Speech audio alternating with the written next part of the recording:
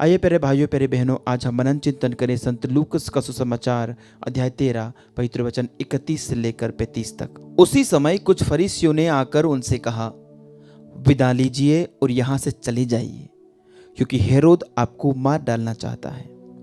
यीशु ने उनसे कहा, जाकर उस लोमड़ी से कहो, मैं आज और कल नरक दूतों को निकालता और रोगियों को चंगा करता हूँ, और तीसरे दिन मेरा कार्य समापन तक पहुंचा दिया जाएगा।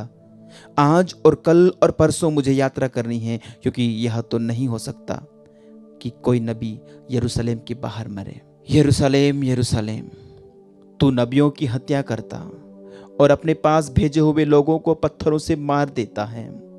मैंने कितनी बार चाहा कि तेरी संतान को एकत्र कर लूं, जैसे मुर्गी अपने चूजों को अपने डैनों के नीचे एकत्र कर लेती है, परंतु तुम लोगों ने इनकार कर दिया।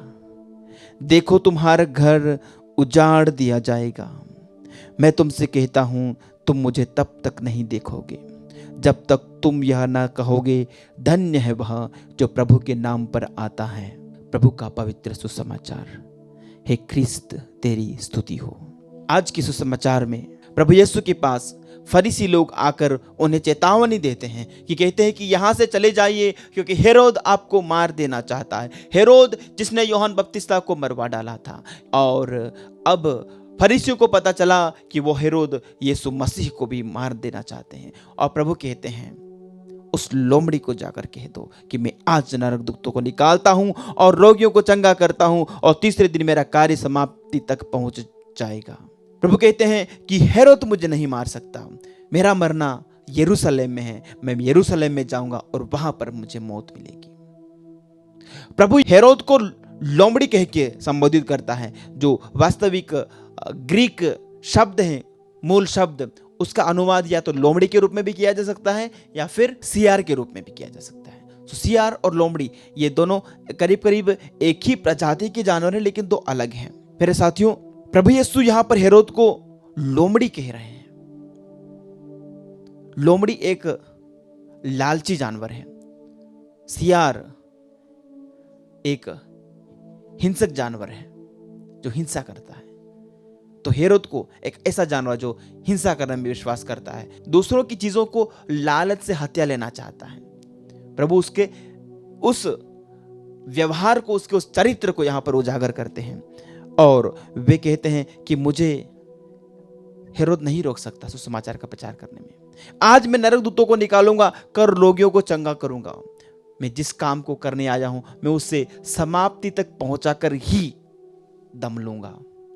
मेरे साथियों, आपको और हमें भी जिम्मेदारी दी गई है। दुनिया में कई सारे विरोधी हैं, कई सारे चुनौतियां हैं, लेकिन हमें यह कहना है कि मैं आज प्रभु का वचन का प्रचार करूंगा, आज मैं प्रभु की गवाही दूंगा, आज मैं प्रभु के वचनों के अनुसार जीऊंगा। जैसा प्रभु यीशु ने कहा है वैसा काम मैं करूंगा। मुझे प्रभु ने प्रेम करना सिखाया, मैं आज प्रेम करूंगा, कल भी प्रेम करता रहूंगा। मैं आज क्षमा करूंगा, कल भी करता रहूंगा। मैं आज दया के काम कर रहा हूं, कल भी करूंगा। कितनी भी बड़ी ताकतें मेरे सामने आ जाए, इस संसार को प्रेम करने के लिए, दुनिया की गरीबों की, निस्सहारों की, बेसहारों की, निस्सहाय लोगों की, दलितों की, विधवाओं की, शोषित लोगों की, और उन बेसहारा बच्चों की जो अनाथ हैं, उनकी सेवा करने की जो आज्ञा प्रभु ने मुझे दी है, उसे मैं आज भी उसका पालन करूंगा, कल भी करूंगा। उसको करने से मुझे कोई नहीं रोक सकता। यह हिम्मत हमें होनी चाहिए। भलाई करने के लिए कभी पीछे नहीं हटना चाहिए। प्रभु यीशु ने संत लूकस के सुसमाचार के अध्याय 9 वचन 5 में कहा है कि यदि किसी स्थान पर लोग आपकी शिक्षाओं को स्वीकार नहीं करते, लोग आपकी बातों को हजम नहीं कर पाते, तो उस जगह को छोड़ दो और वहां अपने पैरों की धूल झाड़ दो। लेकिन पहले आपको यह करना होगा, आपको शिक्षा देनी होगी। ऐसा नहीं कि आप लोगों के डर के सामने प्रभु की गवाही देना ही छोड़ दें। पहले आपको प्रचार करना है, पहले उन्हें प्रभु की शिक्षा देना है, कार्यों के द्वारा, वचनों के द्वारा, भले कैसे भी हो। लोगों को बतलाना है कि मसीह की शिक्षा ये है, सच्चाई की शिक्षा ये है, स्वर्ग से आई हुई शिक्षा ये है। इस स्वर्ग के प्रभु ने ये हमें ये करने के लिए कहा है। फिर ये लोगों के ऊपर है, उसे स्वीकार करें या ना करें। दूसरी बात, प्रभु यरूशलेम के ऊपर विलाप करते हैं। Jesus laments over Jerusalem. प्रभु कहते हैं, यरूशलेम यरूशलेम, तू नबियों की हत्या करता है, अपने पास भेजे हुए लोगों को पत्थर से मार देता है। मैंने कितनी बार चाहा कि तेरी संतान को एकत्र कर लूं, जैसे मुर्गी अपने चूजों को अपने डैनों के नीचे एकत्र करती है। प्रभु यरूशलेम की और देख करके दुखित हो जाते हैं। प्रभु यीशु क्रिस्त में प्यारे भाइयों और प्यारे बहनों, यहाँ पर प्रभु एक सुंदर प्रतीक, एक सुंदर उपमा यहाँ पर अपनी दे रहे हैं, ईश्वर की उपमा। और किससे अपनी तुलना कर रहे हैं? एक मुर्गी जिस तरह से अपने डैनों के नीचे अपने चूजों को छिपाती है, प्रभु कहते हैं, मैंने कितनी बार चाहा कि मैं, हे यरूशलेम, तुझे अपने डैनों में छिपा लूं। प्रभु अपनी प्रजा से कहते हैं कि मेरी प्रजा, मेरे लोगों, मैंने कितनी बार ये सोचा कि मैं तुम्हें अपने उस सुरक्षा कवच के अंदर छिपा लूं। पर साथियों, यदि आप लोगों में से किसी ने वास्तव में मुर्गी को देखा होगा चूजों के साथ, एक बहुत ही सुंदर प्रतीक है। जब खतरा आता है, कोई बाज या चील चूजों के ऊपर झपट्टा मारने आती है, या कोई भी शिकारी पक्षी या कोई जानवर चूजों को नुकसान पहुंचाने आता है, तो मुर्गी एक विशेष प्रकार की आवाज निकालती है और वे अपने पंख फैलाती है और चूजे दौड़ करके अपनी मां की उन डैनों के अंदर जाके छिप जाते हैं। मुर्गी खुद मरने के लिए तैयार है, लेकिन वो अपने चूजों को अंदर छिपाती है।